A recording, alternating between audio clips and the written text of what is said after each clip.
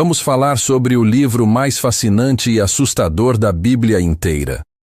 Um livro cheio de dragões, bestas com múltiplas cabeças, selos sendo abertos, trombetas tocando, taças de ira sendo derramadas, batalhas entre anjos e demônios e julgamentos divinos caindo sobre a terra. É o último livro da Bíblia. É o Apocalipse de João. Só de ouvir o nome Apocalipse, muita gente já fica com medo. Para a maioria das pessoas, essa palavra significa destruição total, fim do mundo, caos completo. Mas na verdade, a palavra grega original, Apocalipsis, significa algo bem diferente: revelação ou desvelamento. O Apocalipse não é sobre esconder coisas de nós, é sobre revelar coisas para nós. É Deus puxando a cortina da história humana e mostrando o que está realmente acontecendo nos bastidores espirituais, o que vai acontecer no futuro e, principalmente, como tudo isso vai terminar. Essa revelação incrível foi dada a João, aquele discípulo que Jesus amava tanto. João era o mais jovem dos apóstolos, e no final de sua vida, por volta do ano 95 depois de Cristo, ele estava exilado numa ilha rochosa e isolada chamada Patmos. Ele estava ali por causa de sua fé em Jesus. O imperador romano Domiciano estava perseguindo os cristãos violentamente, prendendo, torturando e matando quem se recusasse a adorá-lo como Deus. Foi nesse contexto difícil que Jesus Cristo, ressuscitado e glorificado, apareceu a João em visões poderosas e lhe mostrou as coisas que em breve devem acontecer. João escreveu tudo o que viu, criando o documento profético mais detalhado sobre os últimos dias que existe. Vamos ser sinceros. O Apocalipse pode ser bem confuso de entender. Tem muito simbolismo, muitas imagens estranhas, muitos números que parecem códigos secretos. Mas quando você entende que há uma estrutura clara, que há etapas definidas levando do começo ao fim dos tempos, tudo começa a fazer muito mais sentido. Então vamos caminhar juntos através dessas etapas, ver como os eventos se desenrolam em ordem e descobrir por que, apesar de toda a tribulação e julgamento descritos, o Apocalipse é na verdade um livro de esperança tremenda para quem ama a Deus. O livro começa com Jesus se dirigindo diretamente às 7 igrejas reais que existiam naquela época na região da Ásia Menor, que hoje é a Turquia. As igrejas eram Éfeso, Esmirna, Pérgamo, Tiatira, Sardes, Filadélfia e Laodiceia. Cada uma dessas congregações recebeu uma carta pessoal de Jesus, adaptada especificamente à situação particular delas. Vamos ver o que Jesus disse a cada uma. Para a igreja de Éfeso, Jesus começa elogiando. Ele reconhece o trabalho duro deles, sua perseverança, sua capacidade de discernir e rejeitar falsos apóstolos. Mas então vem uma acusação séria. Tenho, porém, contra ti que deixaste o teu primeiro amor. Eles haviam perdido aquela paixão inicial e ardente por Cristo. A doutrina estava correta, a teologia era sólida, mas o coração tinha esfriado. Era religião sem romance, ortodoxia sem intimidade. Jesus chama ao arrependimento urgente, avisando que se não voltassem ao primeiro amor, ele removeria o candelabro deles. A igreja perderia sua luz e influência. Para a igreja de Esmirna, Jesus não tem nenhuma crítica, só palavras de encorajamento. Eles estavam passando por perseguição severa e pobreza material. Jesus diz: conheço as tuas obras e tribulação e pobreza, mas tu és rico. Eram pobres aos olhos do mundo, mas ricos aos olhos de Deus. Jesus avisa honestamente que o sofrimento vai piorar. Alguns serão jogados na prisão, terão tribulação de 10 dias. Mas a promessa é linda. Sê fiel até a morte, e dar-te-ei a coroa da vida. Não é seja fiel até se sentir melhor, ou até as coisas melhorarem. É fiel até a morte, se necessário. E a recompensa vale infinitamente a pena. A igreja de Pérgamo recebe elogios por manter firme a fé mesmo vivendo onde está o trono de Satanás. Provavelmente uma referência ao intenso paganismo, idolatria e culto ao imperador que dominavam aquela cidade. Era difícil ser cristão ali, mas Jesus repreende porque alguns na igreja estavam seguindo a doutrina de Balaão, ensinamentos que levavam as pessoas a pecar através de imoralidade sexual e idolatria. Outros seguiam os nicolaítas, um grupo herético. Jesus exige que se arrependam e purifiquem a igreja. Tiatira é elogiada por amor, serviço, fé e perseverança que estavam até crescendo, ficando melhores com o tempo. Mas havia um problema gravíssimo. Eles toleravam uma mulher que Jesus chama de Jezabel, uma falsa profetisa que estava seduzindo os servos de Deus a se prostituírem espiritualmente e participarem de práticas idólatras. Jesus promete julgamento severo sobre ela e seus seguidores se não se arrependerem, mas conforta os fiéis que não aceitaram esses ensinamentos perversos. A igreja de Sardes recebe a avaliação mais dura de todas. Tens nome de que vives e estás morto. Que declaração devastadora. Eles tinham reputação de serem vivos, ativos, vibrantes. Mas a realidade era a morte espiritual. Era uma igreja fantasma. Parecia viva de fora, mas estava morta por dentro. Suas obras não eram completas diante de Deus. Jesus ordena que despertem urgentemente. Fortaleçam o pouco que resta antes que morra completamente.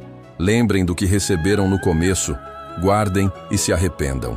Apenas alguns poucos em Sardes não haviam contaminado suas vestes. A maioria estava comprometida com o mundo. A igreja de Filadélfia, assim como Esmirna, recebe apenas elogios. Jesus diz: tens pouca força e guardaste a minha palavra e não negaste o meu nome.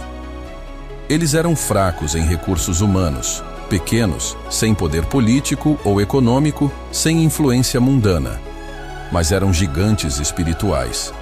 Guardavam fielmente a palavra de Deus e nunca negaram o nome de Jesus, mesmo sob pressão.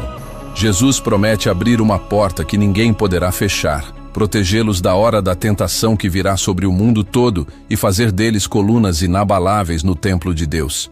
E finalmente, a igreja de Laodiceia recebe a repreensão mais severa e conhecida. Jesus diz: conheço as tuas obras, que nem és frio nem quente. Quem dera fosses frio ou quente. Assim, porque és morno e não és frio nem quente, vomitar-te-ei da minha boca. Que imagem forte! Jesus preferiria que fossem totalmente frios, não cristãos, ou totalmente quentes, apaixonados por ele, mas não consegue suportar essa mornidão, essa mediocridade espiritual nauseante. Eles pensavam que eram ricos espiritualmente e não precisavam de nada. Mas Jesus revela a verdade brutal. És desventurado, miserável, pobre, cego e nu. Precisavam comprar dele ouro refinado no fogo, vestes brancas para cobrir a nudez e colírio para ungir os olhos e enxergar. Mas há esperança mesmo para Laodiceia. Jesus diz: eis que estou à porta e bato. Se alguém ouvir a minha voz e abrir a porta, entrarei. Essas 7 cartas não eram apenas para aquelas igrejas específicas há 2000 anos. São mensagens para todas as igrejas em todas as épocas. Cada congregação hoje pode encontrar aspectos de si mesma nessas 7 igrejas. O Cordeiro, Jesus Cristo, começa a abrir os selos do livro que estava nas mãos de Deus. Cada selo representa um novo julgamento sobre a terra, e João descreve o que vê com detalhes impressionantes. O primeiro selo revela um cavalo branco. Seu cavaleiro carrega um arco e recebe uma coroa. Ele parte para conquistar, vitorioso e decidido a vencer. Muitos estudiosos entendem que esse cavaleiro simboliza o anticristo, que surge com aparência de paz, mas com intenções enganosas. Ele inaugura uma falsa era de prosperidade que, na verdade, prepara o mundo para o caos. O segundo selo traz um cavalo vermelho, cujo cavaleiro recebe poder para tirar a paz da terra, fazendo com que as pessoas lutem e se matem. A ele é dada uma grande espada, símbolo de guerra global, violência e destruição generalizada. O terceiro selo mostra um cavalo preto. Seu cavaleiro segura uma balança, representando escassez e fome. Uma voz anuncia: uma medida de trigo por 1 denário, e 3 medidas de cevada por 1 denário. Isso significa que o trabalho de um dia inteiro mal comprará comida para uma pessoa. uma imagem clara de crise econômica mundial e carestia extrema.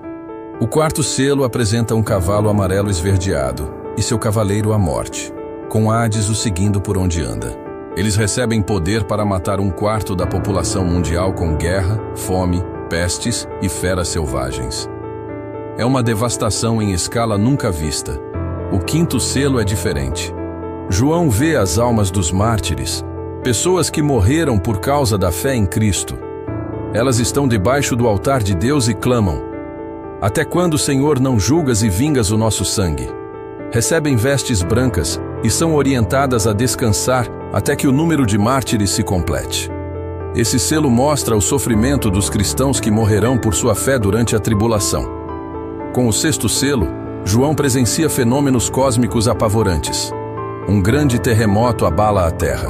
O sol escurece como tecido negro, a lua se torna vermelha como sangue e as estrelas caem do céu como figos sendo sacudidos por vento forte. O céu se recolhe como um pergaminho e montanhas e ilhas se movem de seus lugares. Diante disso, reis, ricos e poderosos se escondem, clamando por pedras e cavernas para que os escondam da ira do Cordeiro. O pavor domina toda a humanidade. Antes do sétimo selo, ocorre um interlúdio. 4 anjos seguram os ventos da terra, impedindo destruição até que os servos de Deus sejam selados. Um outro anjo traz o selo do Deus vivo e marca 144 mil israelitas, 12 mil de cada tribo. Esse grupo representa o remanescente judeu protegido por Deus durante a tribulação. Logo depois, João vê uma grande multidão de todas as nações, raças e línguas, vestida de branco e com palmas nas mãos, louvando ao Cordeiro.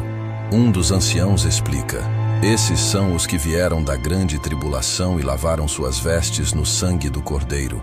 Agora eles vivem na presença de Deus, sem fome, sede ou sofrimento, e o próprio Cordeiro os guia às fontes das águas da vida. Deus enxuga todas as lágrimas. Quando o sétimo selo é aberto, há silêncio no céu por cerca de meia hora, um momento de reverência antes do próximo julgamento. Então João vê 7 anjos com 7 trombetas, prontos para tocar. Outro anjo oferece incenso com as orações dos santos, e o fogo do altar é lançado sobre a terra, produzindo trovões, relâmpagos e terremotos. Começam então os julgamentos das trombetas. Primeira trombeta. Cai saraiva e fogo misturados com sangue. 1/3 das árvores e toda a vegetação verde são queimadas. Segunda trombeta. Algo como um grande monte em chamas é lançado ao mar. 1/3 do oceano vira sangue, morre 1/3 dos seres marinhos e se destrói 1/3 dos navios. Terceira trombeta. Uma grande estrela ardente, chamada Absinto, cai sobre rios e fontes. As águas tornam-se amargas e muitas pessoas morrem. Quarta trombeta. A luz do sol, da lua e das estrelas é parcialmente escurecida, afetando o dia, a noite e o clima. João então vê uma águia voando e proclamando com voz forte: ai dos que habitam sobre a terra, alertando que os próximos julgamentos seriam ainda piores. Quinta trombeta. João vê uma estrela caída do céu, que recebe a chave do poço do abismo. Ao abri-lo, fumaça escura sobe, cobrindo o sol e o ar. Dela saem gafanhotos demoníacos, com poder para atormentar os homens por 5 meses, mas sem matá-los. Eles atacam todos que não têm o selo de Deus. João descreve esses seres como cavalos prontos para a guerra, com rostos humanos, cabelos como de mulheres, dentes de leão, couraças de ferro e caudas de escorpião. O líder deles é o anjo do abismo, Abaddon, ou Apollyon, que significa destruidor. Esses eventos marcam apenas o início das terríveis punições que se abaterão sobre o mundo, revelando a justiça e o poder de Deus diante da rebeldia humana. O sexto anjo toca sua trombeta, e João ouve uma voz vinda do altar de ouro que está diante de Deus. A voz ordena ao sexto anjo: solta os 4 anjos que estão presos junto ao grande rio Eufrates. Esses não são anjos bons, são anjos caídos, demônios poderosos que estavam amarrados esperando este momento exato. E quando são soltos, eles comandam um exército massivo de 200 milhões de cavaleiros. João tenta descrever o que vê e fala de cavalos com couraças de fogo, de cabeças como leões, de bocas que soltam fogo, fumaça e enxofre. Por essas 3 pragas terríveis, o fogo, a fumaça e o enxofre, a terça parte dos homens é morta. Pense nisso. 1/3 da população mundial restante morre neste julgamento. Mas mesmo assim, os que sobrevivem não se arrependem. Continuam adorando demônios e ídolos, continuam em seus pecados. Antes da 7ª trombeta, há mais um interlúdio importante. João vê um anjo poderoso descendo do céu, tão glorioso que está envolto em nuvem, com arco-íris sobre a cabeça, rosto brilhante como o sol e pés como colunas de fogo. Esse anjo tem nas mãos um livrinho aberto. Ele coloca um pé no mar e outro na terra, mostrando seu domínio sobre toda a criação. E grita com voz tão forte quanto o rugido de um leão. Quando grita, 7 trovões falam, mas João é proibido de escrever o que eles disseram. O anjo levanta a mão ao céu e jura que não haverá mais demora. O tempo está se esgotando. O fim está próximo. João recebe ordem de pegar o livro e comê-lo. Quando come, é doce na boca como mel, mas amargo no estômago. Isso representa que a palavra profética de Deus é boa de receber, mas contém julgamentos amargos para proclamar. João então recebe uma vara de medir e é instruído a medir o templo de Deus em Jerusalém. Mas não deve medir o pátio de fora, porque foi dado aos gentios que pisarão a cidade santa por 42 meses. Isso é 3 anos e meio, a última metade da tribulação. E Deus levanta 2 testemunhas especiais que profetizarão durante 1260 dias, vestidas de pano de saco em sinal de lamento. A Bíblia as chama de as 2 oliveiras e os 2 candelabros. Essas testemunhas têm poder sobrenatural tremendo. Se alguém tentar matá-las, fogo literalmente sai de suas bocas e devora os inimigos. Elas podem fechar o céu para não chover, transformar águas em sangue e trazer pragas sobre a terra quantas vezes quiserem. Elas são intocáveis durante seu ministério. Mas quando terminarem seu testemunho, a besta que sobe do abismo fará guerra contra elas, as vencerá e as matará. Seus corpos ficarão caídos na rua principal de Jerusalém por 3 dias e meio. E o mundo inteiro celebra. As pessoas mandam presentes umas às outras, fazem festa, porque essas 2 testemunhas atormentavam muitos habitantes da terra com suas profecias e milagres. Mas depois de 3 dias e meio, o Espírito de vida de Deus entra nelas. Elas se levantam. O terror toma conta de todos que estão assistindo. E uma voz do céu diz: subi aqui. E elas sobem ao céu numa nuvem, enquanto seus inimigos olham boquiabertos. Nessa mesma hora, há um grande terremoto em Jerusalém. A 10ª parte da cidade desaba, 7.000 pessoas morrem, e os sobreviventes ficam tão apavorados que dão glória a Deus. Finalmente o 7º anjo toca sua trombeta. E há grandes vozes no céu proclamando em alto e bom som: os reinos do mundo se tornaram de nosso Senhor e do seu Cristo, e ele reinará para todo o sempre. É um anúncio profético do que está prestes a acontecer. Os 24 anciãos que estão sentados em seus tronos diante de Deus se prostram e adoram, dizendo: graças te damos, Senhor Deus Todo-Poderoso, que és e que eras, porque tomaste o teu grande poder e começaste a reinar. O templo de Deus no céu se abre, e dentro dele pode-se ver a Arca da Aliança. Há relâmpagos, trovões, terremoto e grande saraiva.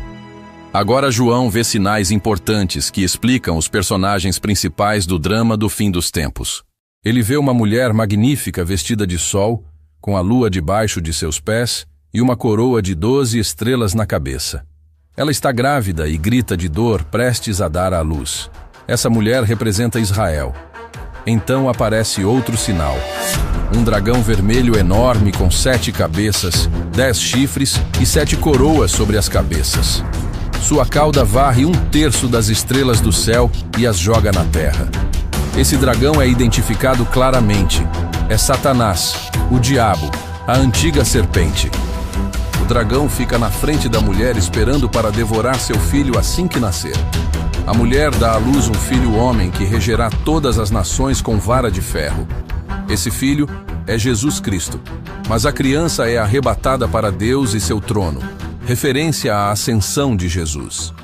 A mulher foge para o deserto onde Deus preparou um lugar para sustentá-la por 1260 dias, protegida durante a segunda metade da tribulação. Então acontece algo monumental no céu: a guerra. Miguel, o arcanjo, e seus anjos combatem contra o dragão. Satanás e seus anjos demônios lutam de volta, mas são derrotados, e não se acha mais lugar para eles no céu.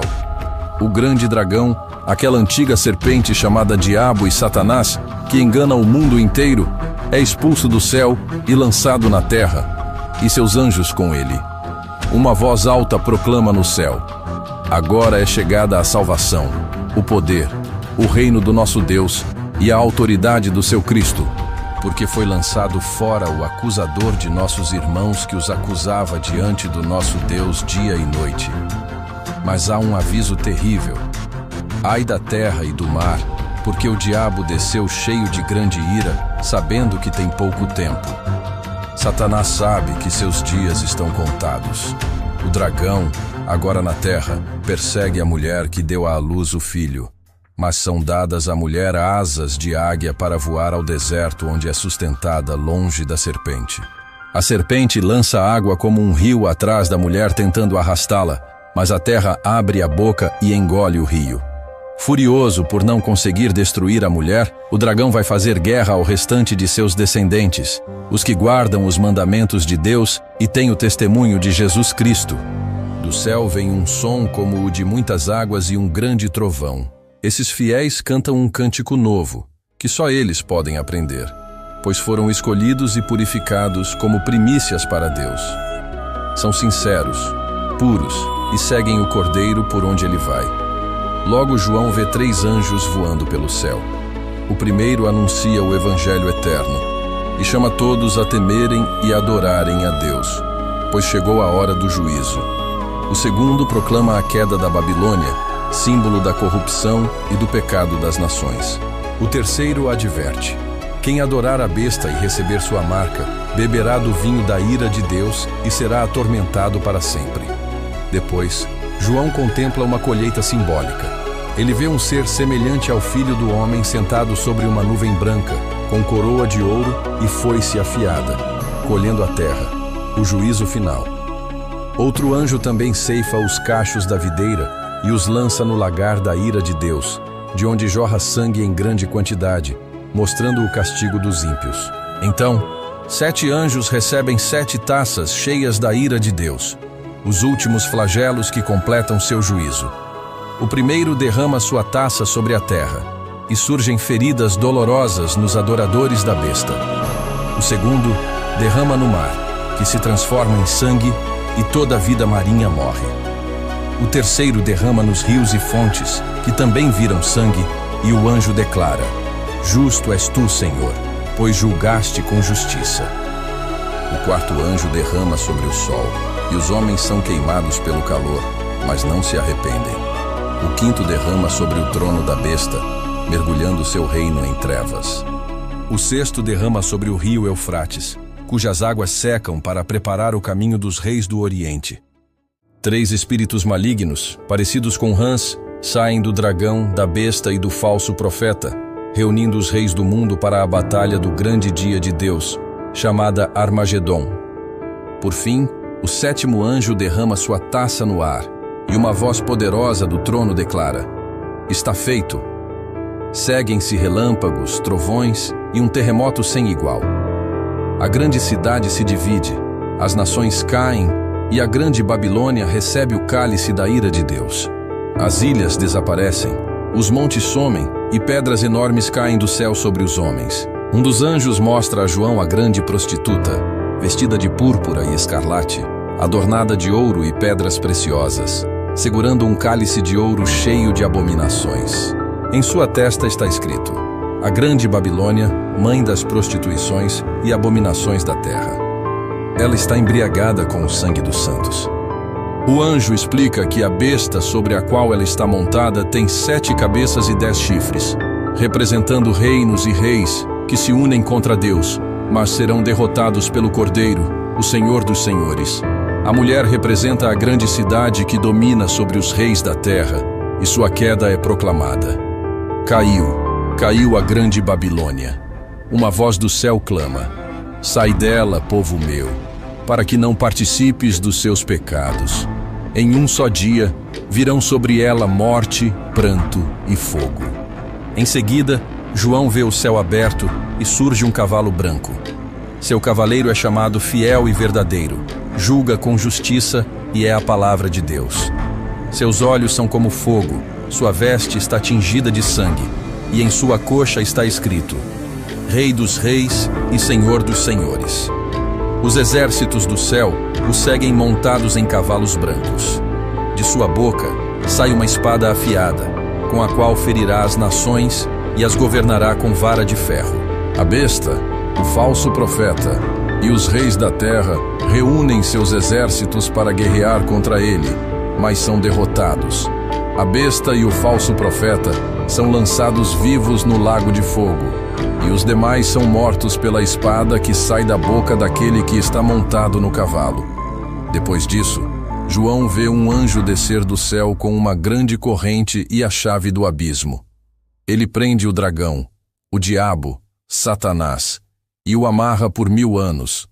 Durante esse tempo, ele não pode enganar as nações.